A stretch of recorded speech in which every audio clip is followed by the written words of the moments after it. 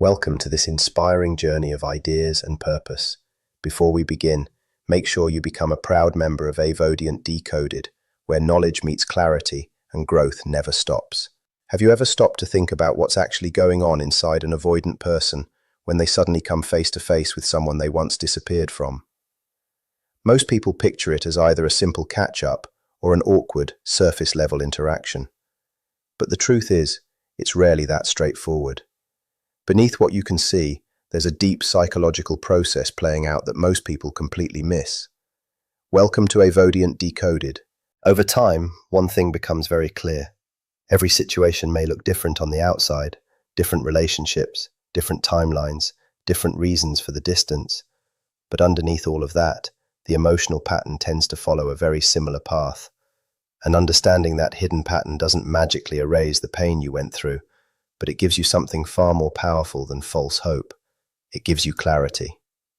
Because once you understand what's happening beneath someone's behavior, you stop misreading their actions, and you protect yourself from repeating the same cycle. Before we even get into what happens when an avoidant sees you again, we need to understand what that silence has really been like for them.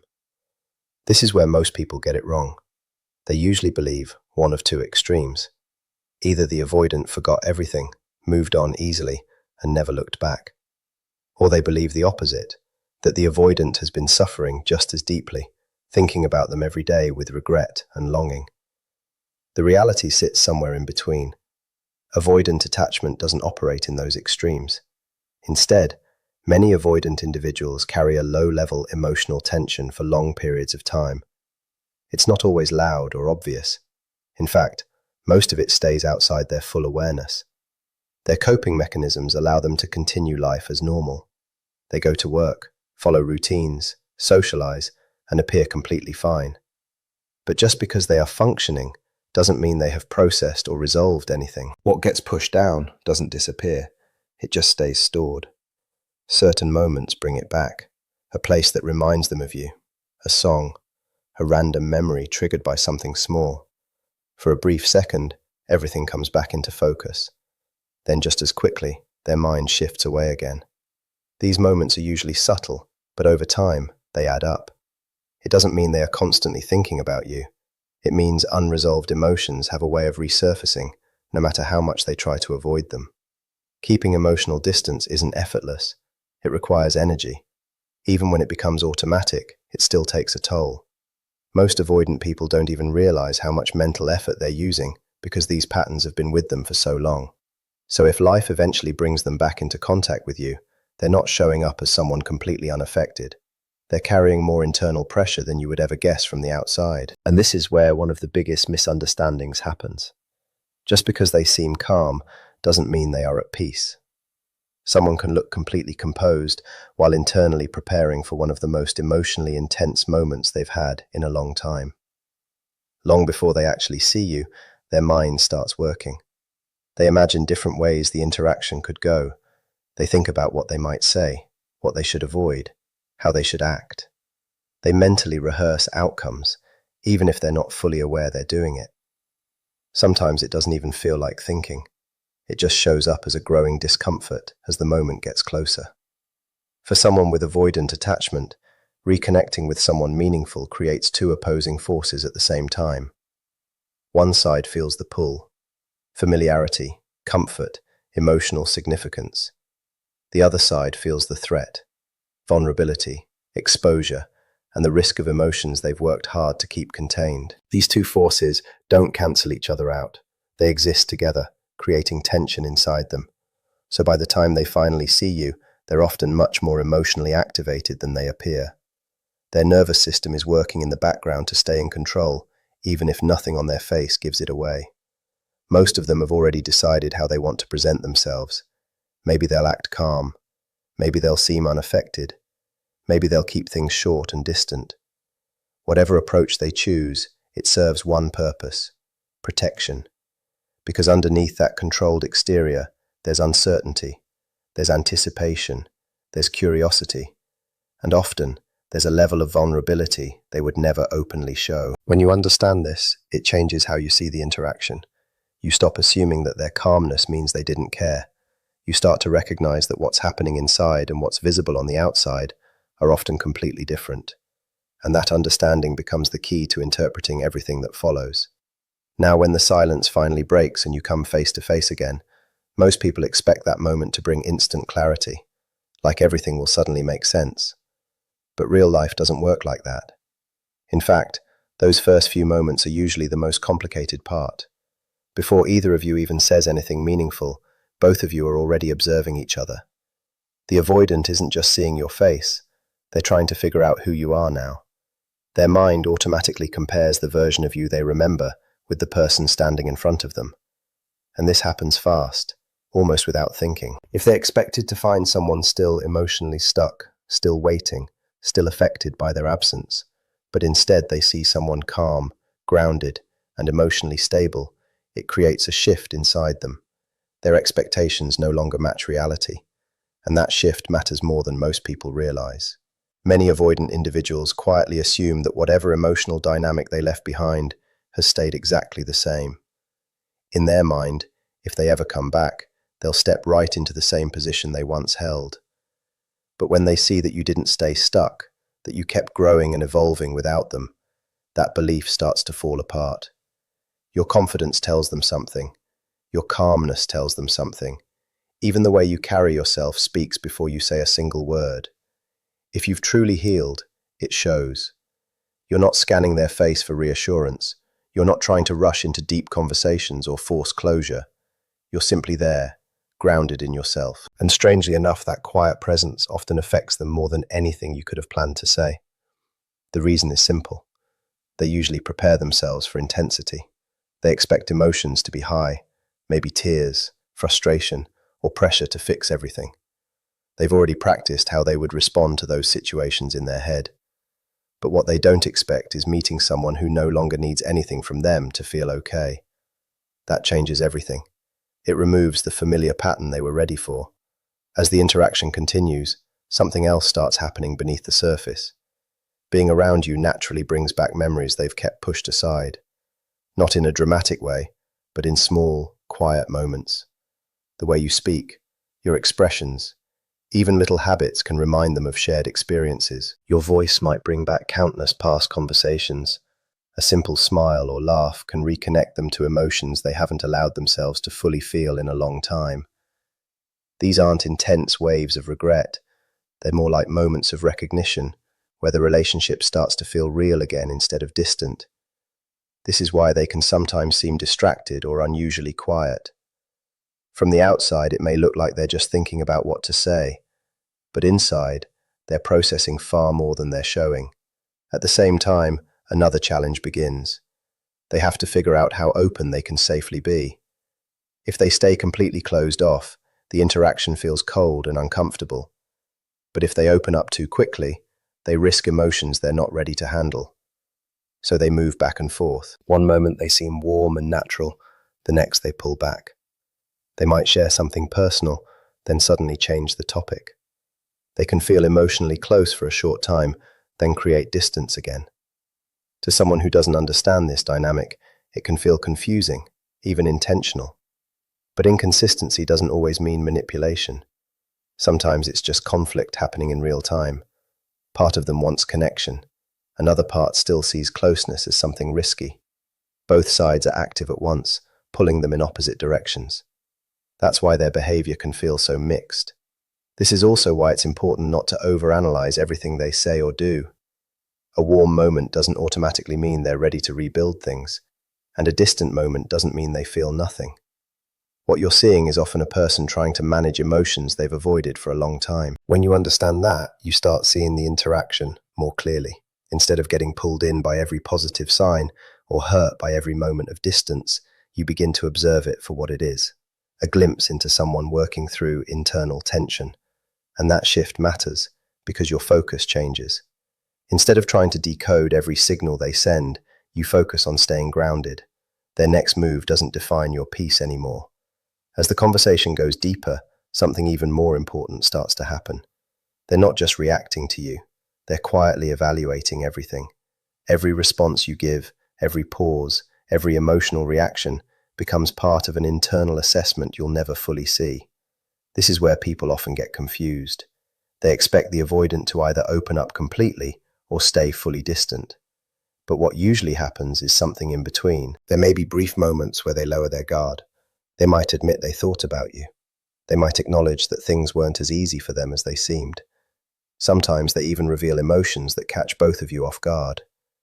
Those moments are real. They're not planned or calculated. They happen when holding everything in becomes too difficult. But just as quickly, they can pull back again. They might change the subject, make a joke, or shift the conversation to something more neutral. It can feel confusing, like they're sending mixed signals. In reality, it's often a sign that they've reached their emotional limit. Opening up feels unfamiliar, and staying open feels even more uncomfortable. So after showing something genuine, they retreat to feel safe again. Understanding this can completely change how you experience the moment. You stop seeing every step back as a loss. You start recognizing that emotional progress isn't always smooth or consistent. That doesn't mean you ignore unhealthy behavior. It simply means you stop attaching meanings that may not be true. Another pattern often shows up during these conversations. The avoidant may downplay what happened, not because they want to dismiss your experience, but because fully facing it would mean dealing with emotions they've been avoiding for a long time. You might hear things like, "It just got complicated," or "I needed space," or "I didn't know what else to do." These statements can hold some truth, but they often don't reflect the full emotional reality of what happened. The conversation can shift toward explaining the situation rather than acknowledging its impact. It becomes more about circumstances than consequences, more about intentions than accountability. And this isn't always a conscious choice. It's often another layer of protection, because if they fully allow themselves to see how their actions affected you, they also have to face guilt, regret, and responsibility. And for someone with an avoidant nervous system, those feelings can be overwhelming. This doesn't mean you ignore the lack of full accountability. It means you understand why it happens. And that understanding gives you something powerful. It helps you respond with awareness instead of reacting emotionally in the moment. Instead of getting caught up in every missing detail or imperfect explanation, your focus starts to shift towards something much more important: patterns. You begin asking yourself different questions. Are they able to take responsibility without becoming defensive? Do they show real interest in how their actions affected you? Are their behaviors lining up with what they're saying? Those things matter far more than finding the perfect words, because relationships aren't rebuilt through emotional conversations alone. They're rebuilt through consistency over time. One meaningful talk can't undo months of distance. One apology doesn't instantly restore trust. Real trust comes back slowly, through repeated experiences that show safety, reliability, and emotional stability. This is why it's so important not to confuse vulnerability with actual change. Someone can genuinely miss you. They can feel regret. They can even love you deeply and still not be ready to create something healthy. Feelings by themselves have never been enough. Without real growth, the same patterns almost always return. So instead of asking, "Do they still care about me?" a more important question becomes, have they actually grown enough to show up differently than before? Those are two completely different things. One is about emotion, the other is about behavior. And behavior is what determines whether a relationship feels safe or not. As you start to see this clearly, something shifts inside you. You stop analyzing every word, every look, every small gesture. Instead, you step back and look at the overall direction. Are things moving toward consistency, or are they falling back into the same old cycle? That perspective protects you. It allows you to understand them without losing yourself. It allows you to stay compassionate while still holding your standards. Because at this point, the meeting isn't just about whether they've changed. It's also about whether you have. Have you reached a place where your emotional stability matters more than the idea of love alone? Because love by itself is not enough. What actually sustains something healthy is respect, consistency, accountability, and emotional maturity. Those are the things that decide whether a second chance becomes something real or just another painful repeat. As the conversation starts to come to an end, another quiet process begins to take shape. It's rarely spoken about directly, but it influences everything that happens next. The avoidant is no longer just focused on the conversation. They're trying to understand what this interaction means going forward. Not necessarily whether everything will restart right away, but whether the connection is completely over, or if there's still a possibility left. Most avoidants won't ask this directly. Instead, they look for the answer in your behavior. They notice how you respond, your tone, your boundaries. They pay attention to whether you're still trying to fix things, or if you've built a life that no longer revolves around them. This silent observation often carries more weight than anything said out loud. If you've spent your time apart working on yourself, building confidence, setting healthier boundaries, and creating a life that feels full on its own, it shows. It shows in your presence. It shows in your calmness. It shows in the way you listen without losing yourself. And most importantly, it shows in what you're no longer willing to accept. That kind of quiet confidence is powerful, not because it pressures them, but because it completely shifts the dynamic. You're no longer asking them to choose you. You're simply allowing them to see who you've become. For many avoidants, that's unfamiliar. They're used to dynamics where emotional uncertainty keeps both people stuck in the same loop. But when they face someone who is grounded and secure, those old patterns stop working. And suddenly, the responsibility changes.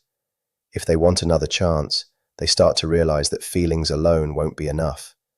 Real change has to be shown, not just spoken about in one emotional moment. Not through big promises or emotional confessions, and not through brief moments where they open up. Real change shows up in steady, consistent ways over time. It looks like honest communication, dependable behavior, respect for your boundaries, and the ability to stay present even when things get uncomfortable. These are the things that slowly rebuild trust.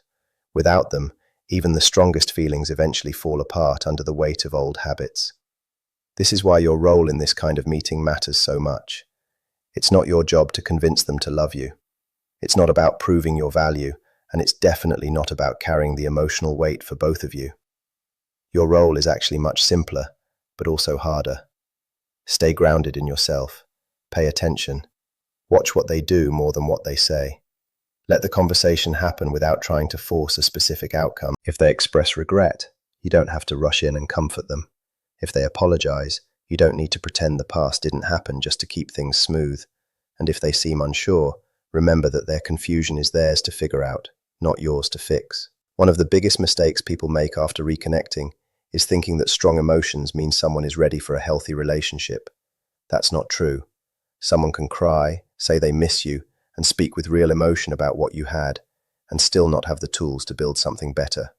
Long-term relationships aren't sustained by feelings alone. They're built through consistent choices over time. That's where patience comes in. Not the kind where you sit around waiting forever for someone to change, but the kind where you give reality time to show itself. You can't rush consistency. You can't prove someone's character in one conversation. Time will always reveal whether real growth has happened or if it's just another emotional moment. If they've truly changed, you'll see it again and again in how they show up. If they haven't, the same patterns will come back. Either way, you gain something important: clarity. And clarity is always more valuable than holding on to false hope. When you walk away from that conversation, remind yourself of something. The silence you went through wasn't meaningless. It forced you to face pain you didn't ask for. It pushed you to question who you were. It made you rebuild your life without the certainty you once had. None of that was easy, but it gave you something real. You gained emotional awareness. You built stronger boundaries. You started to understand your needs more clearly. And you developed a clearer sense of the kind of relationship you truly deserve. Don't forget those lessons just because someone has come back into your life. Whether this moment turns into a fresh start or a final ending is something only time will answer. But no matter what they decide to do next, don't lose sight of how far you've come. The strongest version of you didn't come from being in the relationship. It came from everything you went through after. It was built in the quiet, in the hard days when you kept going anyway, in the moments you chose healing instead of chasing, in every decision to rebuild your life instead of waiting for someone else to do it for you. That's the version of you that should walk away from this steady, self-respecting, and grounded, because no matter what happens next, you've already done something powerful. You've learned that your peace, your worth, and your future are no longer tied to whether someone comes back. They're shaped by the person you decided to become when you finally chose yourself. The speech powerfully brings together its central ideas, emphasizing the importance of awareness, responsibility, and purposeful action. It leaves us with a clear message that meaningful change begins with individual commitment and collective effort. The key takeaway resonates deeply. Progress is possible when we stay determined and united. Ultimately, it inspires us to reflect, act, and strive toward a better future.